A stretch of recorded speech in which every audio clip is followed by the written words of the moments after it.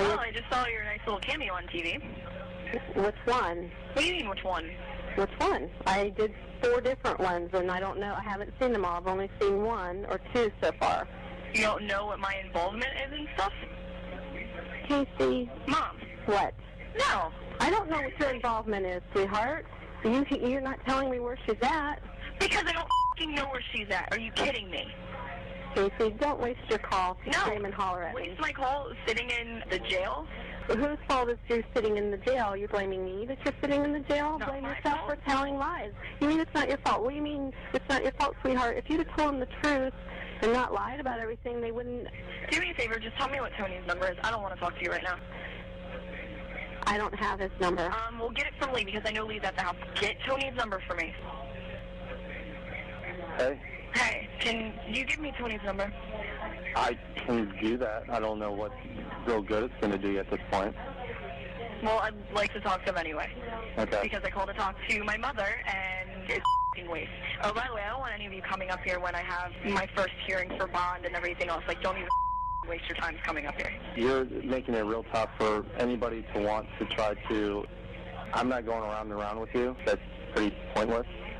Christina would love to talk to you because she thinks that you will... Bro, she's just like mad that her family was concerned that her daughter was missing at this point for like 30 days. Like, that's crazy. She's just mad at her family. Like, dude, yo, she's the worst person, dude. Like, she is the worst person. I don't know how to describe it beyond just one of the worst humans to walk this fucking earth, especially considering what she did. We'll tell her what's going on. Did they even talk about what she did, by the way? I don't even know. King Henry V, thank you for the 15 subs. I don't know if they talked about what she did, but are they going to eventually talk about what she did? Because it's really fucking bad. Frankly, we're going to find out. Everything I have she's no telling clue them where is Kaylee lie. is. If I knew where Kaylee was, do you think any of this would be happening? No. Anyway, you only got a couple minutes for this, so I'm not going to let you completely waste it. Here's Christina. She thinks she can get through. No, I want Tony's number. I'm not talking to anybody else. Hello? Hi, I'm glad everybody's at my house. Do me a favor, get my brother back because I need Tony's number. Does Tony have anything to do with Kaylee? No, nothing. Okay, so why do you want to talk to Tony? He's my boyfriend, and I want to actually try to sit and talk to him because I didn't get a chance to talk to him earlier because I got arrested on whim today.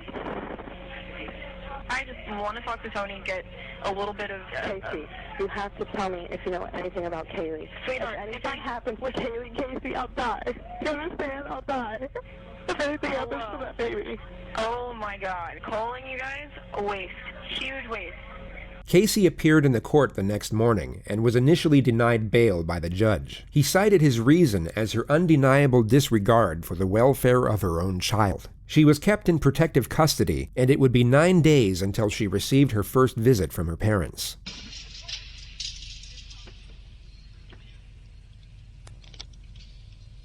Hi.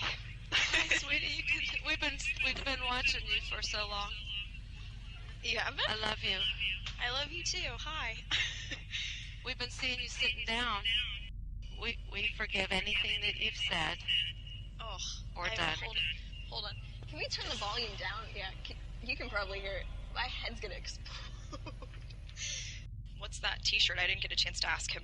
Other things Kaylee's besides. picture's on the back. Is it? Can Dad Yes. show me the shirt? Yeah, turn around so she can see. It's the Never Lose Hope Foundation. Do you see it? I can see Your part picture? of it. Yeah. Have you seen me? And then it has the information on how to contact. Okay. Casey, you don't realize the whole United States is looking for our Kaylee. Thank you, sorting algorithms, for 50 big ones. I don't know what the fuck's going on. Just like I don't know what the fuck is going on with this audio here, but sorry, boys. I know that, Mom. Her cover's going to be on People magazine in a few days. Okay. With a readership of over 46 million adults in America, having your missing child on the front cover of People magazine would seem as a godsend to most. Yet Casey's response is almost as if it's a lost cause. Everybody is looking for her. Good. Everybody is looking for her. Why do people keep saying like merge sort, counting sort, let's go? Like, I don't know what you guys are saying. I don't know what a sorting algorithm is. Please stop being weird, chat. You fucking Are we STEM gonna be able lords. to find her, do you think? I hope we can, Mom. Now, I didn't get a chance to ask Lee. Can you look up a little bit more? Raise your eyes up a little bit. There you I go. wanna So actually- now, look straight up so I can look into your eyes, darling. Thank you. I need to do that. It's okay to cry, Casey. It's all right, love. We've all been crying.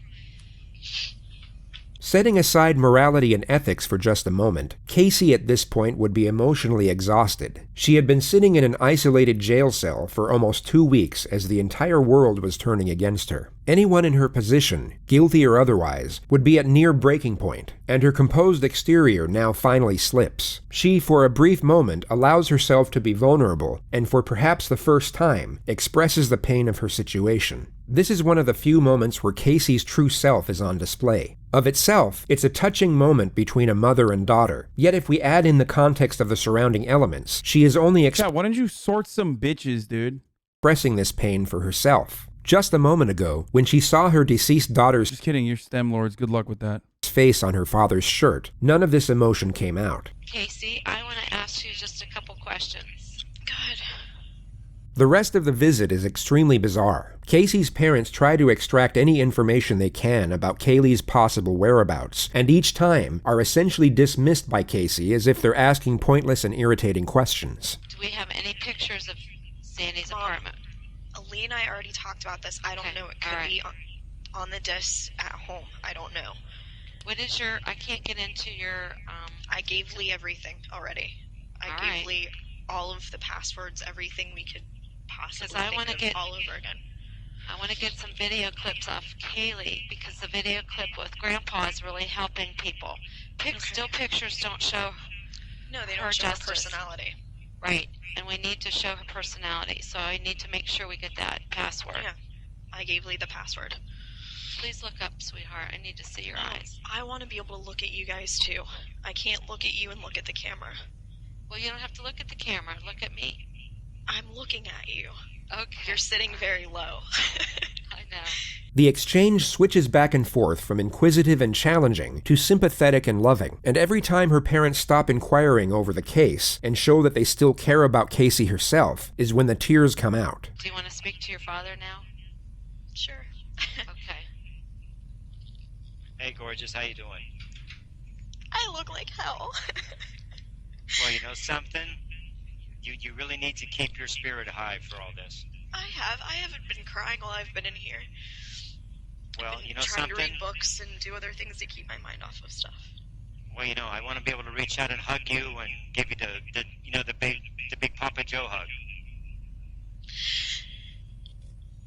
But you know, we got to get that little girl back any way we can, and we're Dad, doing that's everything we can. my only concern. I gave Lee a statement. I want him to speak to whoever in the media. Didn't he literally say that his dad is right here raped her without any evidence whatsoever? By the way, for the record, like, her part of her defense was that, like, am I spoiling? Is that a part of the fucking... I don't know. Okay, sorry. Okay. He's gonna give them an exact quote. Every time Casey's parents mention that people are willing to help with a search, Casey dismisses their credibility and even attacks some of their characters while she's at it. Dude, I don't know what kind of storytelling these guys are fucking engaging in, okay? They haven't told any of the gruesome details of the fucking murder. They haven't told any, like, they're just, like, hyper-focusing on some of the weirdest parts about this situation. Tara from Michigan. You mean Mark's psycho ex-wife, Tara? Yes. Listen. People like Tara, people like Jesse who are maybe trying to help, even Christina, God bless her, don't know what the hell they're talking about. I want you to know, I want to take your pain away from you. So, you know, you can tell me anything. I know that, Dad. I miss you, sweetie. I know that. I miss you too. I wish I could have been a better dad and better grandpa, you know? You've been a great dad and you've been the best grandfather. Don't for a second think otherwise. Well, you know, You and Mom have been the best grandparents Kaylee's been so lucky. Kaylee is so lucky to have both of you. I can't even put into words how glad I am that she's had both of you. And that she still has both of you. You know, it goes without saying, you know, Past tense, boys. Self-report. our house is empty without both of you there. It's empty. That's a slip-up. All the little things that we took for granted, we miss them so much. That's exactly how I feel. All your little things and all her little things, it hurts. You sussy little baka. Mom and I are just going through the motions, you know? I ate coleslaw today. Tell them I ate coleslaw. Well, you're probably eating a lot of things you never used to eat before because when you're hungry, you'll eat. I hated bologna. I've been eating bologna and cheese on occasion. Grits. I don't do grits at all. It's terrible. Well, you know what? You're going to eat what's in front of you. We get another glimpse at Casey's skill in fabricating information and her ability to intertwine specific details to afford her lies some credibility. These minor intricacies are what would make her extremely convincing if we didn't happen to know otherwise. They never searched by her full name. They searched by Zenaida Fernandez or Zenaida Gonzalez, never by her full name. And it's Z-E-N. Z-E-N-A-I-D-A. I don't think she has a middle name. There was never a middle name on anything that I remember seeing. And I know she went by both last names. She always has. Since she was younger, since her mom remarried. So Flores Gonzalez, and you don't know what her stepdad's... Fernandez Gonzalez. But you don't know what Fernandez Gonzalez. I think her dad's first name is Victor. Her stepdad. Or that could be her real dad. But I remember her saying Victor. Victor and Gloria were her parents.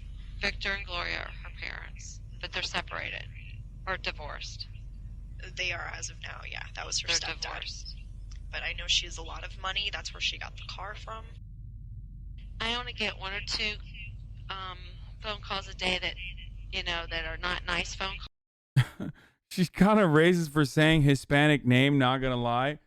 Brother, when you're such a fucking demon that, like, racism is on the long list of offenses that you've committed, racism doesn't make the top 5, okay? And if you don't know, you're about to find out, okay? I accidentally spoiled one of those things a little bit. Just wait, dude. Calls, but I get many, many, many phone calls and many people reaching out that just believe in you. Just wait. Believe in us finding Kaylee. Okay? So keep your head up high. But if you think of anything that could help, don't be afraid. Oh, I won't hesitate to let you guys know. You have to keep thinking positive feelings, Casey. Oh, I know, I have been. I've been staying as positive as I can. But do you think after this long she'd still be local? There's a possibility. What's your gut telling you right now? My you have the telling me that she's okay. Okay. Jesus and Christ. Your gut tells you that she's close or she's hiding. She's not far. I know in my heart she's not far. I can feel it.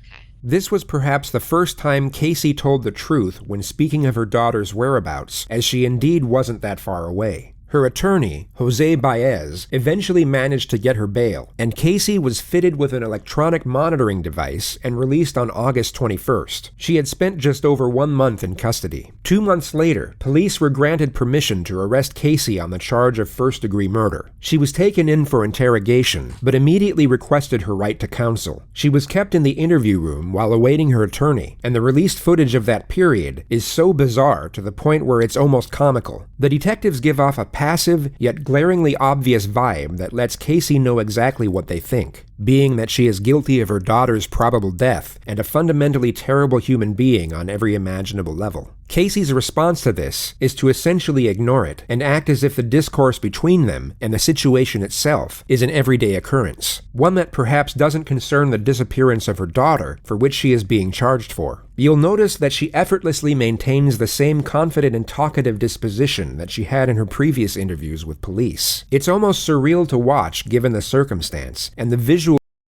Jose Baez, Casey Anthony's lawyer, by the way, was also, drum roll please, because like, you want to know what kind of a fucking demon that this dude is? Motherfucking Harvey Weinstein's lawyer, actually. That's not a spoiler. That's not in the, I don't think it's in the fucking clip. Oh yeah. Oh yeah. These guys, I feel like that dude at that point is like getting off on being like an evil person. Like, there's no shot. Like, isn't that their job? Yeah, but like, don't you feel like you get one of these and then like you move on to like defend fucking innocent people? You know what I'm saying? Like, why is it that some lawyers, like, there are some attorneys out there, okay, that just exclusively are going after like the big ticket, like very clearly evil motherfuckers, just so they can get notoriety, so they can work with people like Weinstein and charge a fucking pretty penny at that as well. Like, and then they write books and get book deals and fucking, crush it that way. And that's just how it works.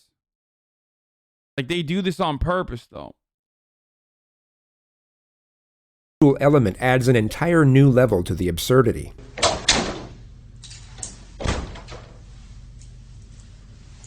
The first segment of footage shows the arresting officer waiting with Casey for the lead investigator to arrive. He initiates the conversation by bringing up the... Because guilty people still deserve due process? No, I agree. You're misunderstanding what I'm saying. Okay. You are misunderstanding what I'm saying. I feel like some people might go and like do one of these cases and then they're like, oh my God, that was so terrible that like, I'm going to go and like defend innocent people now. You know what I mean? Because they're like, I'm doing this because I truly believe in justice. And I truly believe in like how the law should operate. Like, these people deserve due process and they deserve to be, they deserve to put, to have someone like myself put in the best effort no matter what. Okay. Whereas I feel like there are some lawyers, like Dershowitz is another one of those guys, where they just like go after the worst fucking cases on purpose, specifically so that they can have like deep pocketed villains come and hire them, like Harvey Weinstein. Subject of Casey's parents. He asserts that he's worried about them, but the actual message he's putting across is that he essentially knows Casey is guilty and that she isn't fooling anyone. It's an indirect yet obvious accusation. I was afraid that some of what I said to them probably offended them because I told them that if I find out something that you don't want to hear, I'm going to tell you what. Well, honestly, they'll respect that. That's just, the type of people that they are in the same way. I know they are. It was never my intention to piss anybody in your family off. Yeah. I'm not in it to get a conviction. I get nothing out of it. I get zero. Exactly. You have a job you're trying to do. I've found a few, and I've not found a few, and it sucks both ways. Yeah, I agree. So, it is what it is. Yeah. Where I get sideways with people. She continuously provides these sharp interjections to appear as though she's following what the detectives are saying. People will often do this to express concurrence and understanding. It essentially lets the other person know that you understand them, either intellectually or emotionally, that a point they made makes sense to you, or that you get why they feel a certain way about something. The only problem here is that Casey's verbal reciprocation at times makes no sense whatsoever. What's fascinating is that this would go unnoticed in an everyday setting. When recorded on film, however, and able to be studied and scrutinized, it becomes far more distinctive. Where I get sideways with people tends to be when attorneys get involved. I've heard most people say that. They don't like attorneys very much. I have many family members that are... By the way, there was a discord between a PI and the attorney representing Casey Anthony. And there was reports that suggested that she fucked her attorney. Attorneys, I have no problems with attorneys. What I have problems with are, at some point, when We have to set aside the rules, and we have to find kids. And you know what? So be it. That's why I told you in the car. You know, if you tell me anything now, I'll get up and say, yep, I heard it, and she'd already invoked it. We can't use any of it. That's just the way it is. That's all that matters to me. Yeah. The detective here has essentially just asked Casey for the information he knows she has about her missing child. Rather than retaliate and refute the blatant accusation, Casey continues with her sharp responses of accordance, as if to say she agrees, and knows exactly where the detective is coming from. Yet although she apparently agrees, she offers no information or follow-up dialogue thereafter. It's so incredibly awkward, yet equally intriguing to watch. And, you know, when we did another case that I was involved in, you know, they lost a confession. And I sat there and I looked right at the guys that we worked with. I said, that's not what's who important. cares? I have to say something here. This is one of those instances where there are more people crying about Coomers than actual Coomers.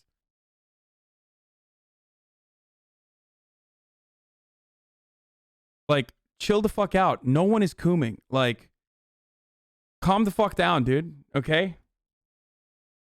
Like, I've seen only messages of people being like, oh, fucking Coomers, they deserve the wall, dude. They're such horrible monsters. It's like, chill. Like, no one is fucking cooming, okay?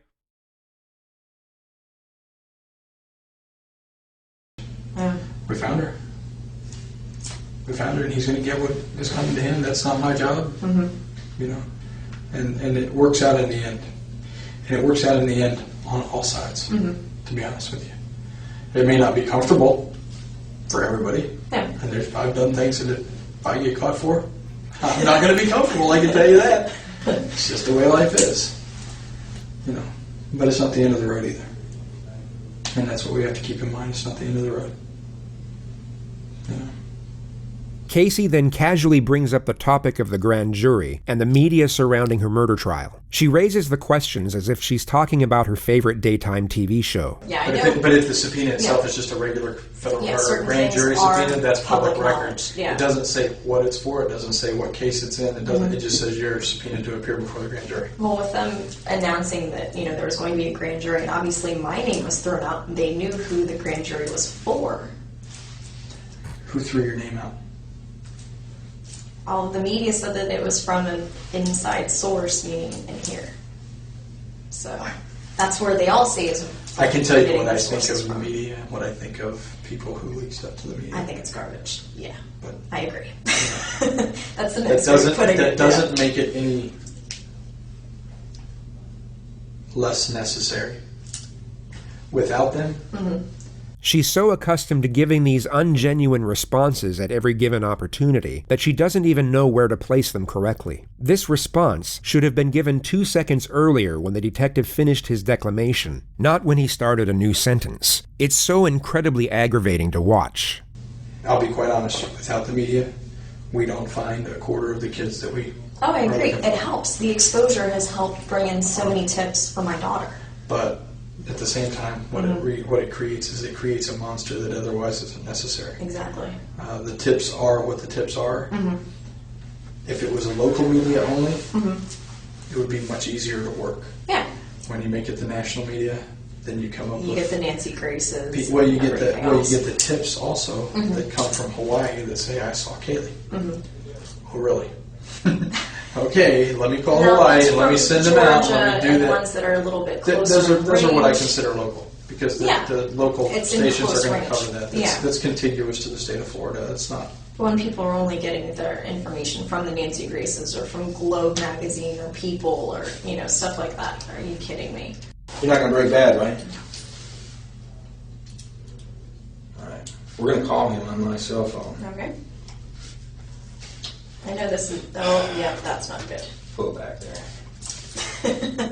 Just slide your hand out. No, I honestly can't. So they're a little tight. Dude, why are they having so much fun with her, dude?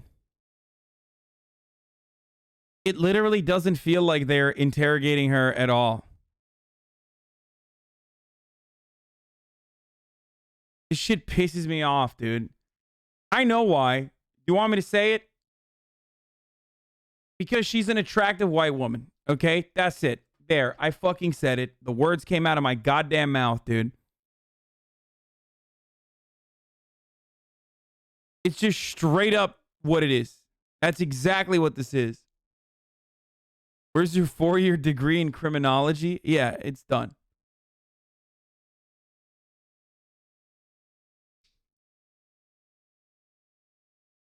Her lawyer was also Aaron Hernandez's lawyer, one of the most disgusting people out there. Yeah. Thanks for entertaining us. Just slide your Way to hands go, out. Corporal Edwards. Actually, if I could, I would have done that for you.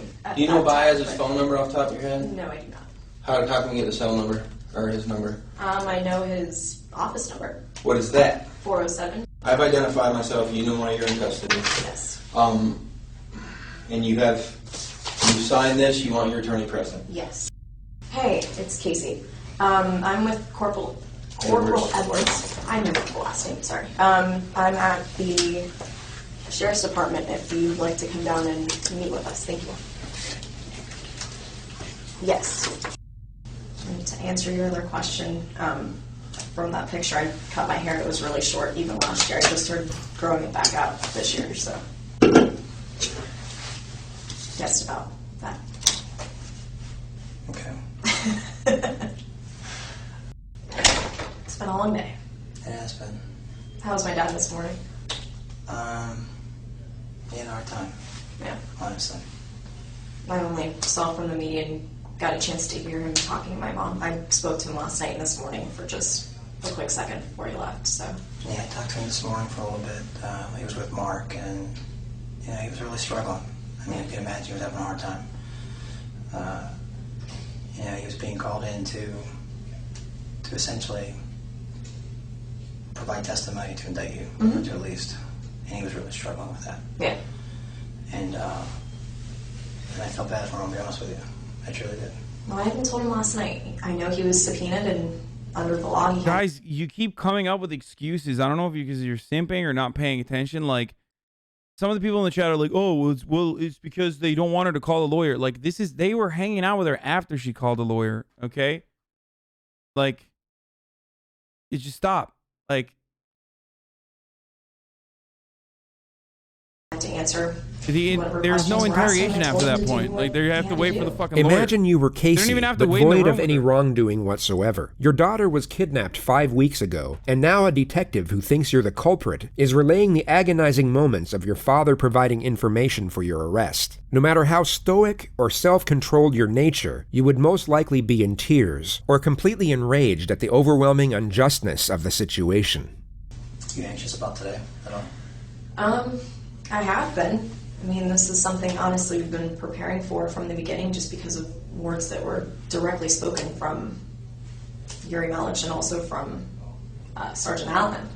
They were saying that this is what they were planning on doing from the very beginning, from that first day.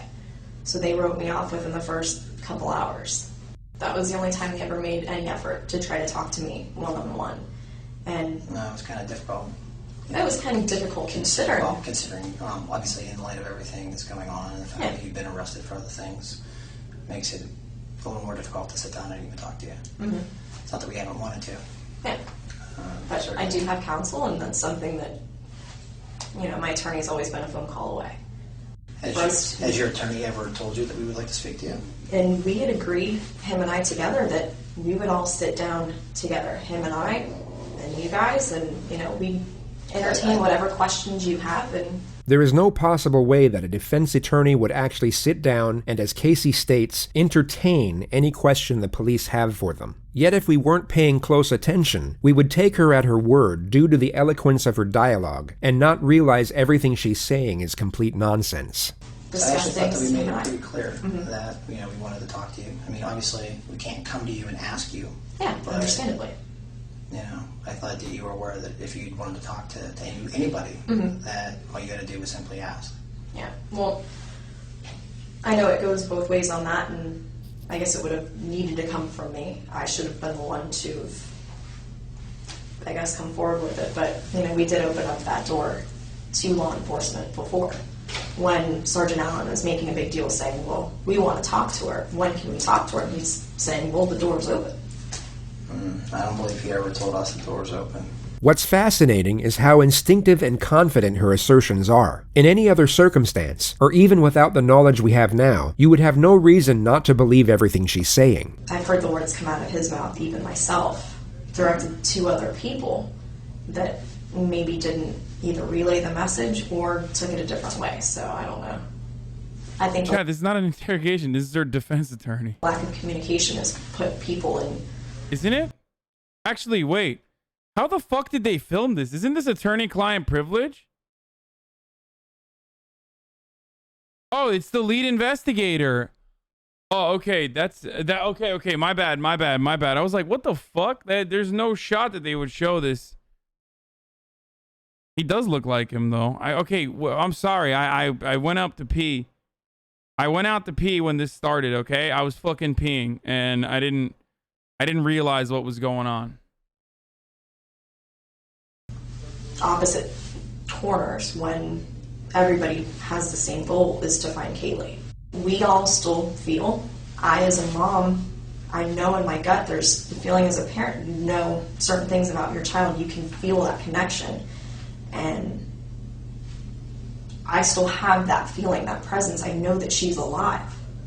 Whether you have a bucket load of evidence downstairs that contradicts that and says otherwise, or all you have is speculation, or nothing at all. I mean, we had more than speculation. As every tip and that's every something lead I told followed her up on. directly. Yeah. That we have more than speculation. We have a lot, or else we wouldn't be to this point. Mm-hmm. A lot. This was essentially a direct confrontation. The detective has just told Casey they have sufficient evidence to prove her guilt. Casey doesn't refute or even respond to the accusation. She instead falls back to her ridiculous dialogue once again, hoping the confidence in her voice will mask the absurdity of what she's actually saying. Well, I said the same thing to them, that, they said that we're at the end of a hallway, and I'm thinking we're at the end of a hallway and there's two doors. Which door are we going to go through? Or I guess this is, we're at this point, and we are at this point. We're the final step is which door is walked through. We are well beyond where we were before. Mm-hmm. I mean, those issues are gone, okay? And when you refer to we're at the end of the hallway, I think you were well aware of what hallway we're talking about. Do you understand that? She's a compulsive liar. Doesn't make her a murderer. No. Some of you just want to get fucking banned today, I think. Here, take a day off. Think about it. I guess you can specify that at this point, or what your perspective is on that. You have a second? Absolutely. Can we come right back? Yeah, that's fine. You plan on running off? I'm not going anywhere. I gotta stretch out a little bit. I'm not as young as I used to be. It's unfortunate that right when the pressure was starting to build, the second detective interrupts the exchange and they both leave the room soon after. Casey waits alone for roughly 40 minutes before her attorney shows up. He's going to ask you a question. You don't say anything else other than the answer. Okay? Casey, based on our conversation today, and I read you that form, basically just same thing I said to Mr. Baez over the phone. There's been numerous requests for opportunities to speak with us and come to a resolution here. And that's why we brought you here instead of the jail. Correct? Yes. Okay. Now, based on your request for us to call him and bring him here, he's here. So what we're going to try to do is give you a few minutes somewhere that's not recorded. No secrets, I told you. This room's recorded. I have to be able to approach my chain and explain why. The detective now guilefully takes Casey up on her previous offer, where she insisted they were willing to sit down with police and answer questions. But first, I needed you to tell him, in your own words, if you will, that you'd like to take the opportunity to deal with us like you've made that request in the past. So, is that something you want to tell him? I told him the same thing we talked about before, that we would entertain any questions that they have. We would listen and discuss it, and if we have something to respond, we'll respond.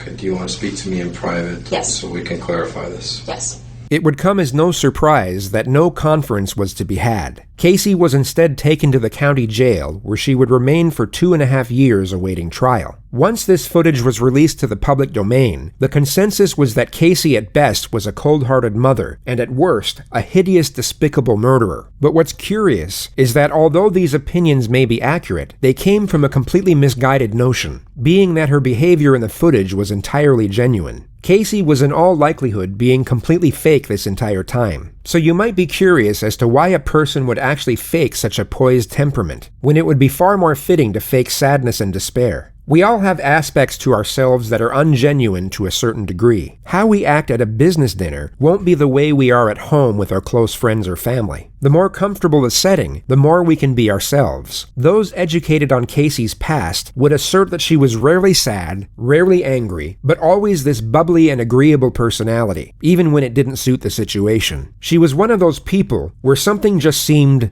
off, but you couldn't quite put your finger on it. The evidence put forward suggests that Casey was fake in every single setting and with every single person all of the time. A trait that might go unnoticed in everyday life, yet would clearly stand out when shown under the microscope of a criminal case study. Casey had become so accustomed to this fraudulent way of being that it even came as a natural behavior to her in the extraordinary setting we see here. And the assertion is that because Casey knew just how well she could fabricate this character, she thought she could use it to mask her anxiety, and thus conceal guilty behavior. Casey, in all likelihood, had little to no regard for her daughter. That's not even an argument anymore. But her true temperament here would likely be far more apprehensive due to the concern over her own welfare. Every time the detective insinuated an accusation, Casey kept the same tone, same demeanor, and same confident, lighthearted disposition. If you took her out of this interrogative setting and placed her in the mall with her friends, it would seem completely normal. She would be faking her personality in both environments, yet we are only able to realize it in one.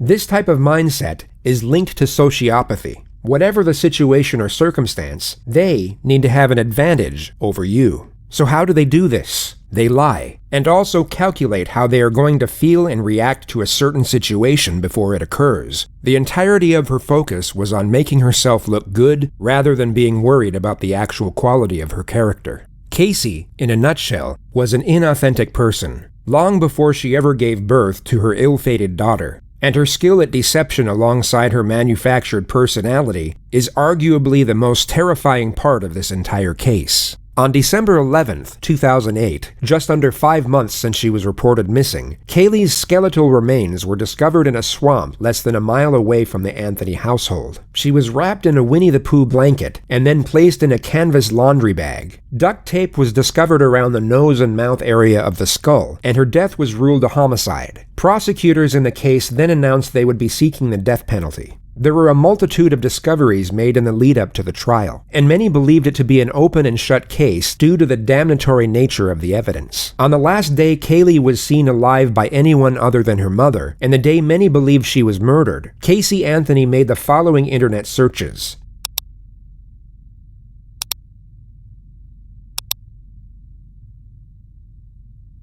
At 7:54 p.m. that same evening, Casey and her boyfriend Tony were seen in a Blockbuster video store. Kaylee was nowhere in sight, and many presume she was already dead and decomposing in Casey's trunk at this point. In the following weeks, Casey went out partying most nights. Just 3 days after her daughter's supposed abduction, she was captured in various photos participating in a hot body contest. 12 days after, she got a tattoo on her back saying Bella Vita, an Italian motto that translates beautiful life. She also made an entry in her diary around the same time which read, "I completely trust my own judgment, and I knew that I made the right decision. This is the happiest that I have been in a very long time. I hope that my happiness will continue to grow." The trial commenced on May 24, 2011. The gist of the prosecution's argument was that Casey suffocated her daughter with duct tape and then placed her in the trunk for a few days before disposing of her body in the swamp. The motive for the murder was the primary focus during their opening statement. This isn't just a case about Casey Marie Anthony. It's a story about Kaylee Anthony as well. Kaylee Anthony was born on August 9th of 2005. It was a Tuesday. And Kaylee lived nearly every day of her life on a quiet residential street in Orlando called Hope Spring Drive. Casey Anthony, Kaylee's mother, appeared to all outward observers to be what her parents thought she was.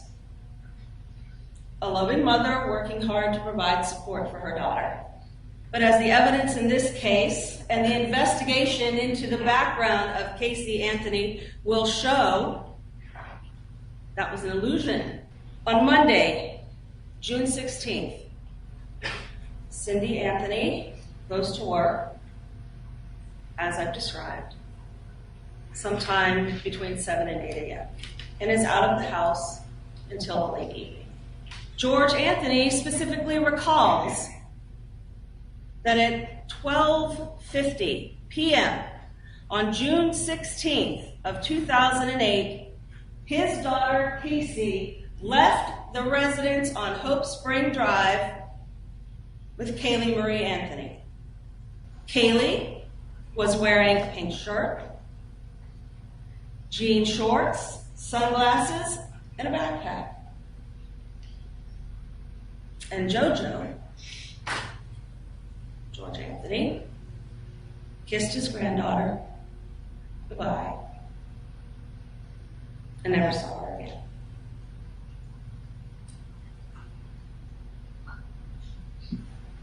In fact, no one but Casey Anthony ever saw Kaylee Marie Anthony alive again.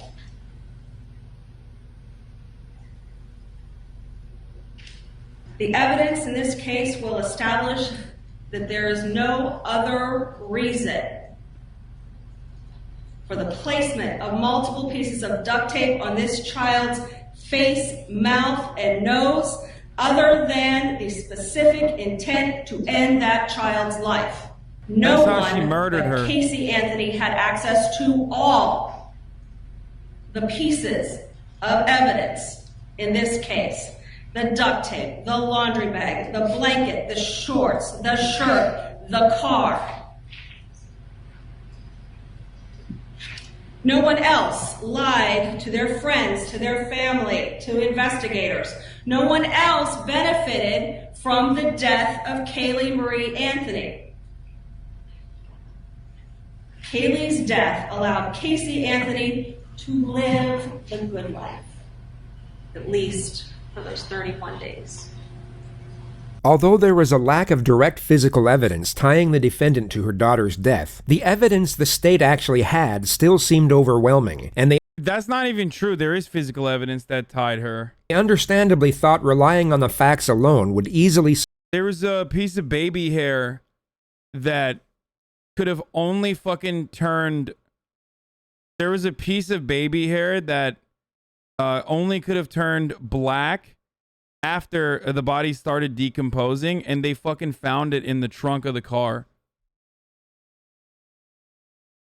Secure a conviction. The defense, on the other hand, were up against it. So not only did they use charm and appeal to sway the jury's attention away from the evidence, they dropped an absolute bombshell in their opening statements to create as much doubt as humanly possible. On behalf of the defense, I want to thank you for the sacrifice that you've made in your jury service and coming here and helping us see justice. We know it's no easy task, and we intend, I'm sure both sides, on getting you home as quickly as possible once you have all of the information that you need. Everyone wants to know what happened. How in the world can a mother wait 30 days before ever reporting her child missing? It's insane. It's bizarre. Something's just not right about that. Well, the answer is actually relatively simple. It's like what she did is so crazy that like the defense literally is like, come on, it'd be crazy if she did this. She never was missing. Kaylee Anthony died on June 16, 2008, when she drowned in her family's swimming pool. Well, the reason we're all here is because not of the commonality of this tragedy, but of the uniqueness of the family that it happened to. You will hear about ugly things, secret things, things that people don't speak about, things that Casey never spoke about.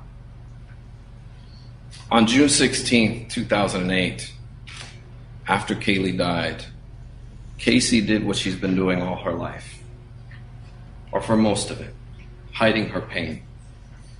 Going into that dark corner. God damn it, this lawyer is so fucking good, dude.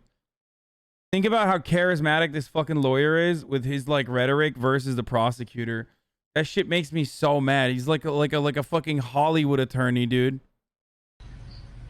And pretending that she does not live in the situation that she's living in. This family must keep its secrets quiet. And it all began when Casey was 8 years old and her father came into her room and began to touch her inappropriately. This child, who at 8 years old, learned to lie immediately. She could be 13 years old, have her father's penis in her mouth, and then go to school and play with the other kids as if nothing ever happened. That will help you understand. Oh, sorry. I already spoiled this, but yeah. So without any evidence whatsoever, the defense states that her father sexually assaulted her when she was a child. Which, by the way, no evidence for that whatsoever. Just for the sake of, turning her into a more of a victim here. Her father's a piece of shit, even if that isn't true. Wait, what?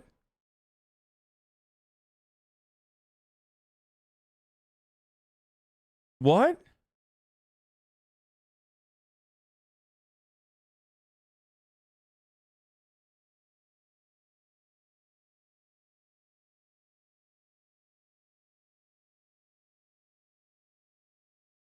What?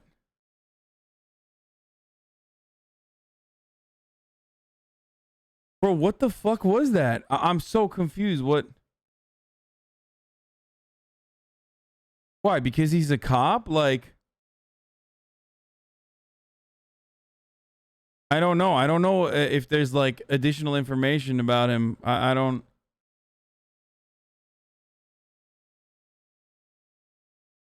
Now, there is speculation that the family helped hide the body.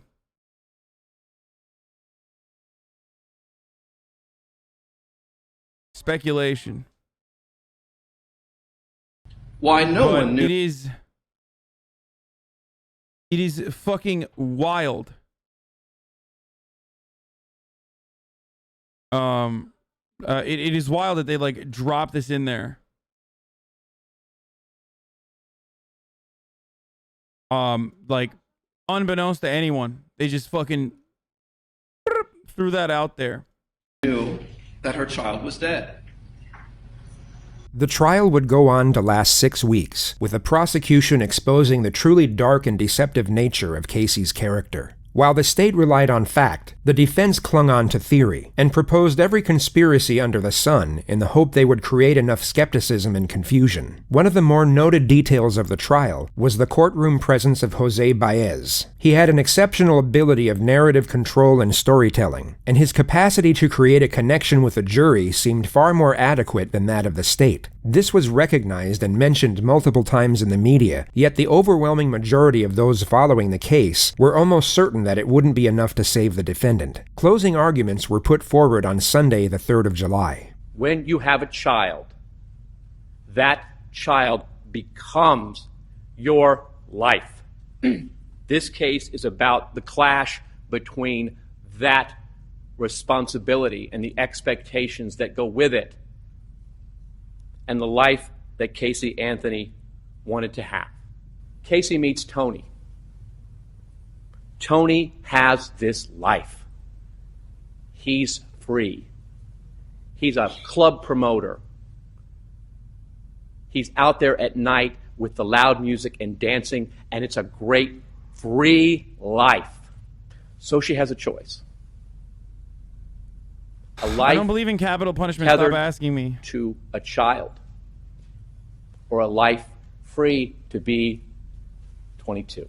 And as hard as it is for anyone to imagine, she had to choose between sacrificing two things. The first was her dreams and the life she wanted. And the second was her child. And we submit to you the evidence in this case shows that the choice she made was her child. Here we are at the end of our journey. And I have to tell you that I probably think you have more questions than you have answers. And if you recall at opening statements, the final thing that I told you, at the end of the day, when everything is said and done, the one question will never be answered. The key question in this case will never be answered. It can never be proven. And that is, how did Kaylee die? I'm going to start with my biggest fear. I'm going to tell you right up front what I fear may happen in this case. And I want to talk to you about it and explain. He's going to say reasonable doubt. And there's also additional, like, people speculate that maybe the jury didn't understand what reasonable doubt actually was or some shit like that. I mean, I don't know. I feel that way. This case deals with so much emotion. I know that there were times where every single person in here felt something deep down inside. Your rules of deliberation, what the law is that this case must not be decided for or against anyone because you feel sorry for anyone or are angry at anyone. You'll notice that Mr. Baez locks the jury's focus on this while subtly concealing this. He presents the argument that the prosecution has purposely got the jury emotionally invested in the case in the hope it would push them towards a guilty verdict. Yet in this exact same statement, he himself is getting them emotionally invested for the exact opposite reason. While refuting the prosecution's supposed attempt to entice anger, he subtly attempts to evoke empathy. Say what you want about this attorney and the ethics of his conduct, but what you are about to witness is expertly done, and what many believe to be what saved Casey Anthony's life. And that's because, obviously, expertise in this case is just like, he's so fucking evil, dude. Like, you can't appreciate the expertise in this case. Like, there was a time and place when I had expertise for my ad breaks at the top of the hour when I announced them. And you guys bruised and battered me out of it. You know what I mean? So now I just say top of the hour every hour. Time for a 60-second ad break. But my heart's not in it. You know what I mean? It's just not. Not a good segue. It's a decent segue. And if you'd like to no longer see the ads, you already know I've expertly described to you what you need to do, which is subscribe. You can do it for $5 or for free with a Twitch Prime. You know what I mean? And that's just how it is, dude. That's just how it goes.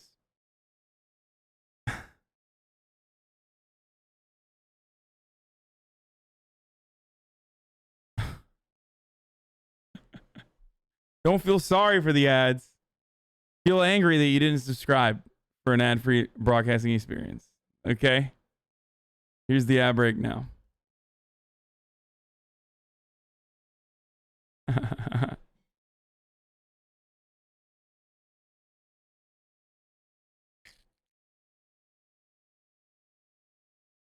We want you. I thought you were against the death penalty, but you are sad you did not get it? No, I am not.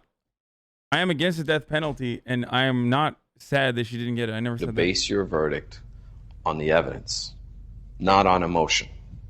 And it's my biggest fear because it's such a difficult thing for you to push aside.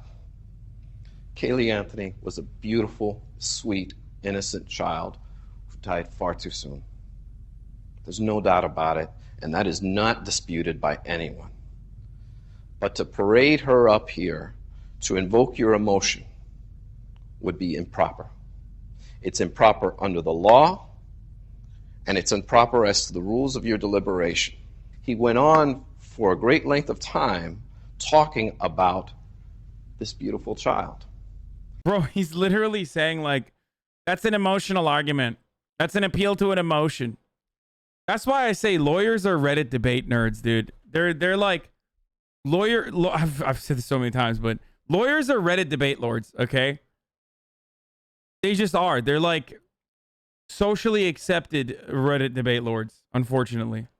Not on his evidence, not on the evidence that was presented before you. It was to set up the emotion for what was to come.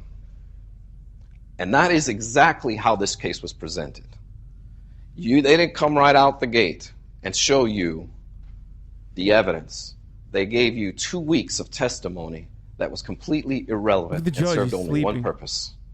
And that was to paint Casey Anthony as a slut, as a party girl, as a girl who lies, and has absolutely nothing to do with how Kaylee died.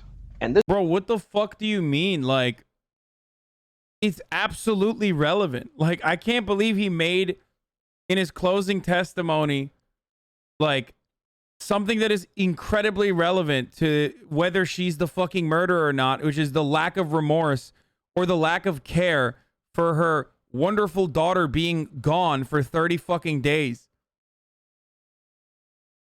God damn it, dude. I fucking hate Florida. You can't get anything right, dude. You literally just nothing. It's just wild. This prosecution was geared in such a manner that it was deliberate, it was methodical, it was thorough, and it was detailed. Mr. Baez then focuses on the fact that the state has the burden of proof, and thereafter continues to intertwine the two essential features of his argument, empathy and doubt. Don't speculate. Don't guess. It has to be proven to you beyond and to the exclusion of every reasonable doubt. If you don't know what happened, it wasn't proven.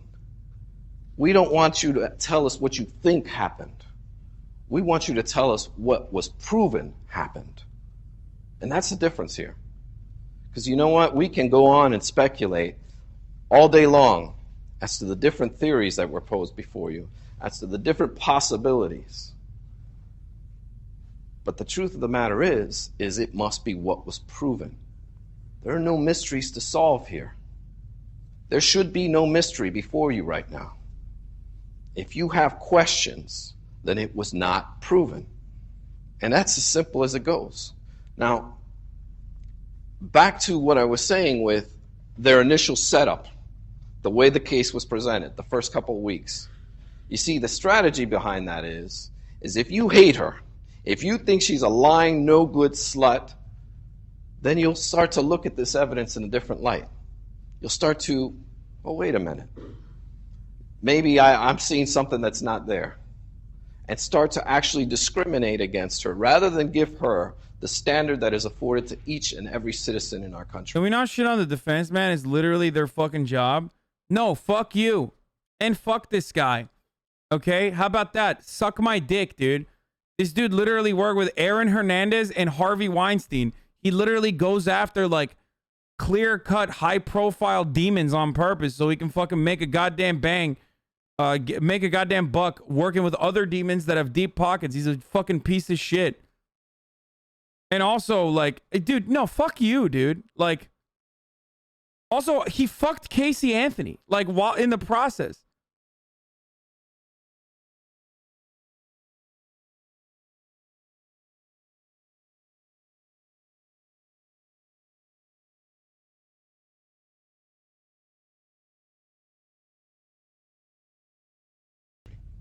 And that is that the state, allegedly, the government come in here and prove their case beyond and to the exclusion of every reasonable doubt. But you can get away with that if we can get a jury to hate her. Wait, wasn't it him or was it the private investigator who fucked him? I thought the private investigator said that tremendously over this journey. He fucked her. And we're going to ask you to render a verdict of not guilty on these charges because they simply were not proven. And they're simply not true.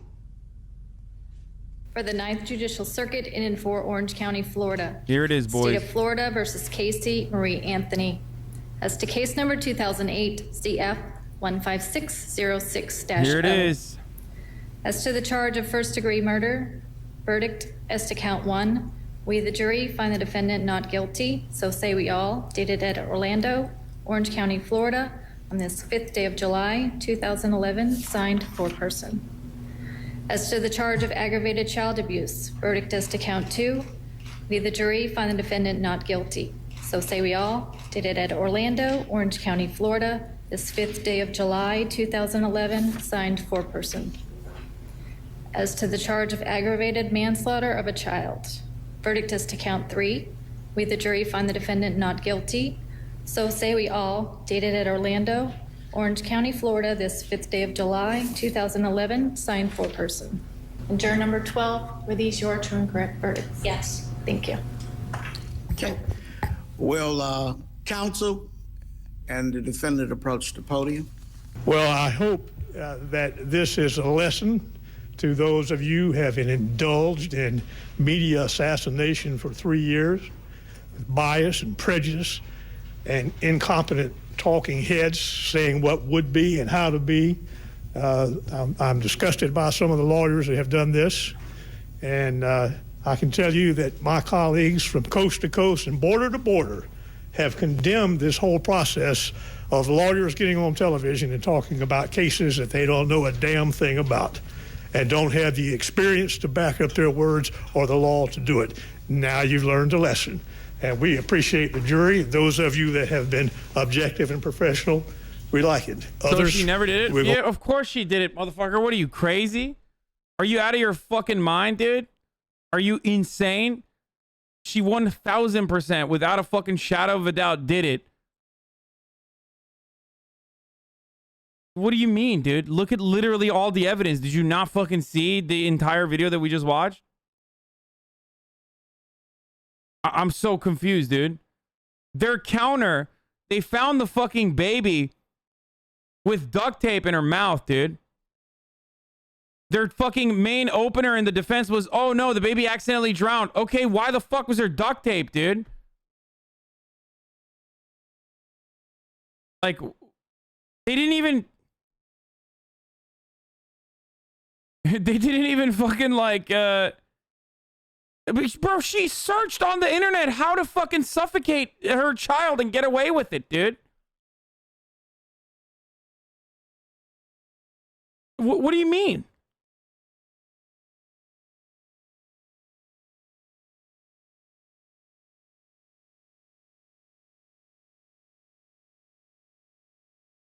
Going to be talking to again. Thank you very much. Casey did not murder Kaylee. It's that simple. And today, our system of justice has not dishonored her memory by... People magazine reported that Dominic Casey, a private investigator who previously worked for Casey Anthony, claimed in an affidavit that A, Anthony was having a sexual relationship with her defense attorney, Jose Baez, and B, Baez said that Anthony admitted to him that she killed Kaylee. A false conviction. Where is she now? Witness protection? Fuck no. She was in the news like 8 days ago because someone in Florida fucking threw a drink in her face. She also, in the beginning of this year, wanted to open a private investigation company with in Florida. Apparently, the fucking what do you call it? The fucking company was created to absolve innocent women that have been falsely accused. She's literally my neighbor. Oh God, I'm sorry to hear that, man.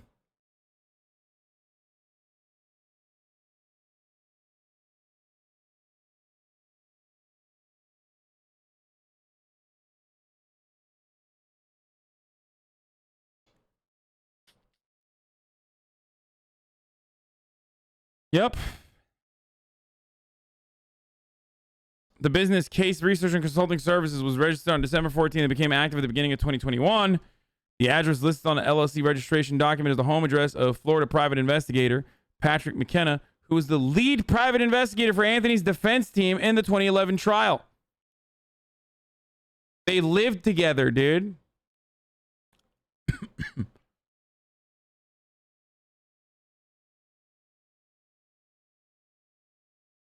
They lived together. According to a previous report from Associated Press in 2017, Casey Anthony lives with the fucking private investigator. This is why I say, like, bro, this is why I say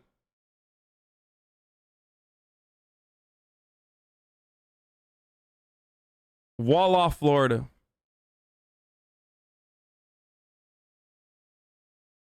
Just wall it off, dude.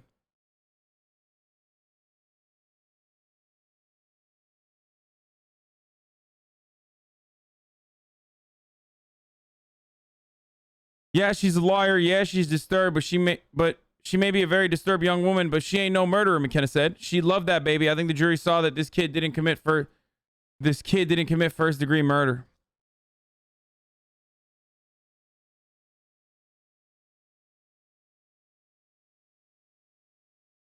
Cop propaganda right here? What do you mean cop propaganda?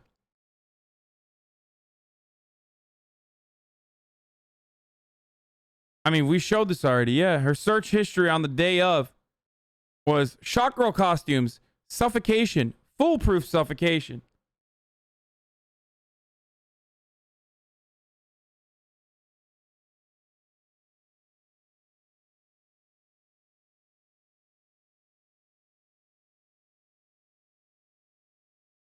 Car smells like a dead body, misleading cops, lies about everything, didn't report a missing report child, doesn't show any emotion, Google searches. It's like dead to rights, motherfucker. Dead to fucking rights.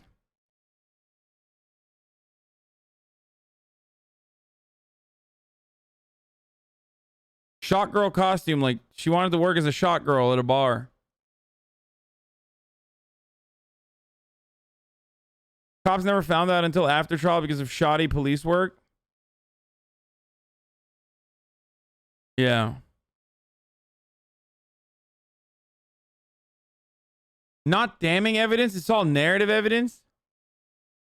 Dude, what do you mean it's all fucking narrative evidence? What do you want? Like, what more do you need in that situation, dude? Like a video of her literally suffocating her child? Even then, you're going to be like, I don't know. It's not enough evidence, dude.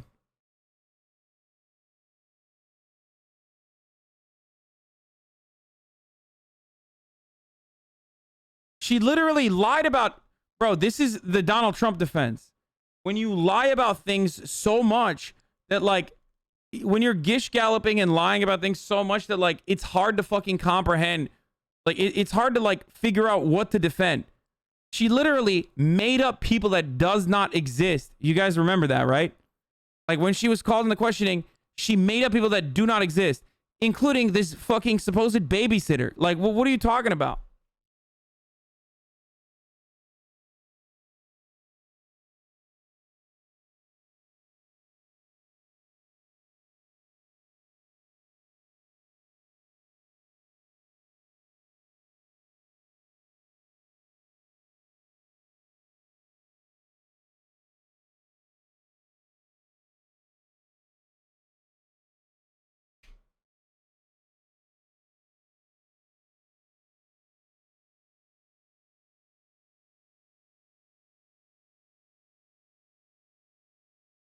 How does the jury come to the consensus that she's innocent? She's fucking simps, dude.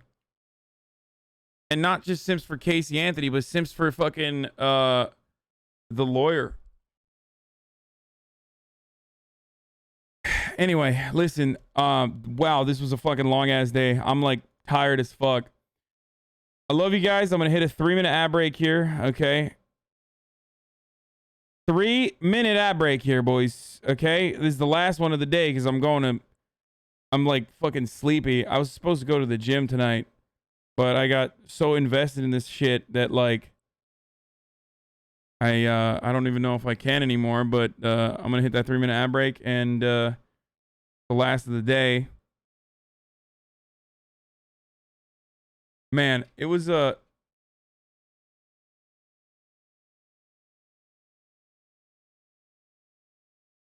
this was a fun day. Go to the gym and get it over with. I felt the same last night. No, the fucking gym closes before I can get to it probably. I think that's my problem. No segue. Yeah, it's the last one. You already know. I run a fucking 3-minute ad break in the beginning and a 3-minute ad break in the end. There's no segues in that one. We don't do segues on that, boys. You know this.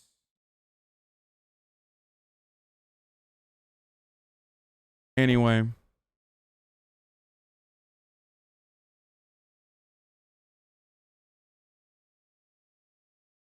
I love you guys. Okay.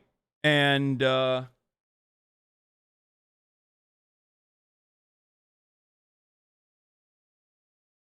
see you tomorrow for some more fun. There is more murder content still. Like there's another getting away with it murderer content, or not getting away with it. Wait, actually, I don't know if she got away with it, but we could go and watch Jodi Arias. Did she get away with it? I don't remember that case. I just remember her being like similar to the Casey Anthony case a little bit. But that one is another insane one. Like we'll do this. There's more. There's a lot more. Oh my god, you fucking simps, dude. Shut the fuck up, okay? Jesus Christ, dude. Everyone in the chat. Every time I'm like about to end the stream, the most annoying chatters just come crawling out of the fucking woodwork. Raid this person, raid that person, raid this person, raid that person, raid this person, raid that person. Shut up. I'm gonna raid whoever the fuck I want to raid, okay? God damn, dude. Jesus Christ.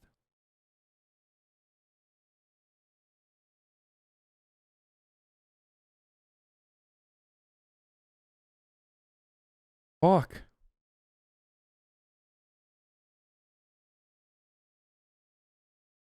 It's just so annoying. Like everybody wants to be like the #1 fucking fan for their whoever their favorite content creator is. They're just like, dude, I got this, dude. Like I got you this raid. Like please notice me. Please notice me. Please notice me.